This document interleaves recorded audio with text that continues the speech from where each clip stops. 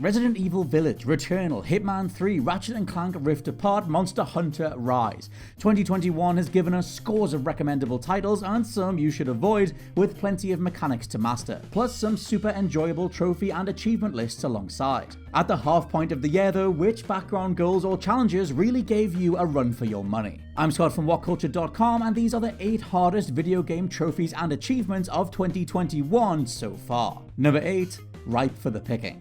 Hitman 3. As what are now some of gaming's most complex play spaces, killing playgrounds of slapstick carnage and specificity in equal measure, Hitman 3 rounds out IO Interactive's Hitman trifecta with some of the most enjoyable levels yet. While there are tons of finicky right place, right time achievements across the board, ripe for the picking is in itself a trilogy of challenges that are very hard to get right.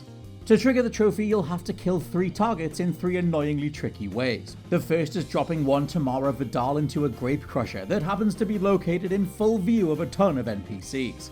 You can eventually unlock a starting location that eases up this portion of the challenge, but in itself it's a tough task.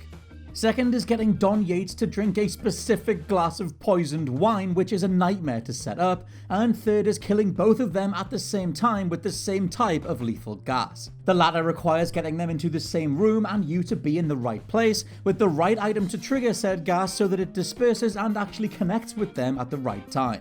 Needless to say, trophy data at time of writing shows less than 2% of all players on PlayStation have managed to achieve this. Number 7, Outrider First Class. Outriders. Almost like Outriders' take on the legendary Seriously achievements from Gears of War, this requires players to unlock every last accolade across a given character class. While mercifully you don't need to max out all classes, getting to accolade level 30 means literal thousands of enemies killed, thousands of power sets deployed, thousands of items used, status effects debuffed, ammo types equipped, etc. On top of that, you need to do every side mission, acquire a ton of rarer legendary items, beat 17 specific challenges tied exclusively to co-op play, use certain unique weapons, and so on. Basically, if you matrixed out the entirety of every combat and interactive possibility across Outriders, then put tick boxes next to each individual thing, that is this achievement. I mean, sure, it gives hardcore fans something to do until People Can Fly can make some DLC or a fully fledged sequel, but still. Number 6, Insanity 3. Mass Effect Legendary Edition. Yes, the Mass Effect games aren't new to 2021, but a cross-trilogy set of achievements are. In a notably cool move then, the Mass Effect Legendary Edition actually tracks a number of goals across all 3 games, keeping an eye on various kill stats if you kept the same character throughout, whether you juggled or rekindled partners, and so on. For the most part, they're totally achievable, and those kill X number of enemies with specific biotic powers trophies are a blast, but there's one currently sitting on 1.4% acquisition, beating all 3 games on Insanity difficulty. Thankfully, Mass Effect 1 now plays a hell of a lot better than it did back in 2007, but you still have to contend with laser-focused enemies one-shotting you from across the map. Swarms of zombie-like creatures called husks will lock you into constantly reacting to their swipes in each game, and any number of other combat scenarios see Shepard die in seconds if you're not standing in the exact right place at the exact right time. 1 game on Insanity? Sure. 2? Doubtful. But all 3? Hell no. Number 5, Legendary Cowboy, Resident Evil Village. One of the most satisfying shooting models Capcom have ever put out, the iconic Mercenaries mode takes Resident Evil Village's core feel and starts throwing increased amounts of enemies and sub-goals your way with ever tighter timeframes. While it's a blast to run these encounters over and over, Legendary Cowboy wants you to do every last one with an S rank. That means learning the layout of each map like the back of your hand. Actually steering into being overwhelmed by enemy groups will let you score riskier but essential combos, and you need to be managing your currency of lei by constantly looting bodies, selling gear to the Duke at light speed, and maintaining pace. The tightest time, the best accuracy, the least amount of ammunition used, and the best use of enemy management, it's no easy feat, and a literal 100th of the player base have managed to bag this achievement. Number 4, Lightspeed Fighter. Nier Replicant.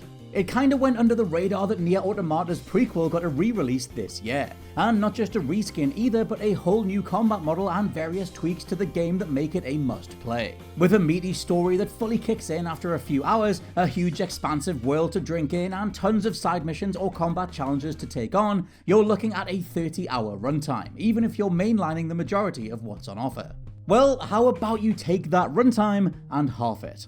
Yes, the Lightspeed Fighter trophy is awarded to people who can somehow clock Nier Replicant's entire narrative in 15 hours or less. That means rethinking everything about your path through the game, and sidestepping everything that makes Yoko Taro's work so special. Here's hoping achievement and trophy hunters didn't try to go for this on their first save. Number 3. Born Ready. Cyber Shadow.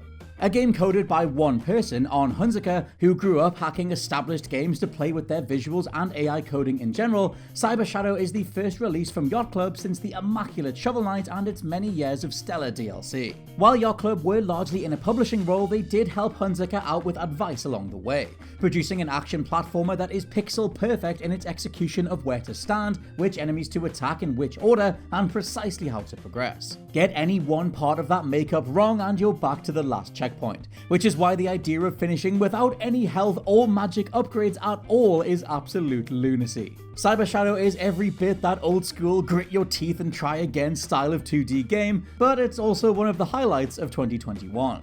Number 2. Any survey trophy. Returnal. The kind of game that slowly thins the herd over time, Returnal went from the first major PS5 exclusive down to that insanely brutal 3D bullet hell roguelike that makes me restart instantly when I get shot off screen. Yes, Housemarque's first AAA game pulls no punches and throws in a few headbutts too. Its trophy set is largely attainable save for the various survey trophies, centered entirely on overcoming the RNG grind at the core of its item distribution. Literally, these are trophies assigned to finding every last item and interactable thing in the game. Audio logs, weapon and item upgrades, pieces of lore or audio diaries, every last thing. And since we're dealing with a game that's procedurally generated, actively focusing on getting the platinum can feel like you're losing your mind. At time of writing, only 7% of players have managed to achieve the Past the Ruins survey trophy for the first area. And that's before you look at overall completion data, which states that only 9% of players have even gotten into the third act of the story whatsoever. Returnal is the new Sekiro. And number 1, hardest MUDOKON in the West, Oddworld Soulstorm. Abe's glorious return to PlayStation hardware in a new title was a long time coming. In fact, if you look into the making of Oddworld Soulstorm, the idea was always sketched out to be the true sequel to Abe's Odyssey, with Exodus being turned around in less than a year just to meet publisher demands.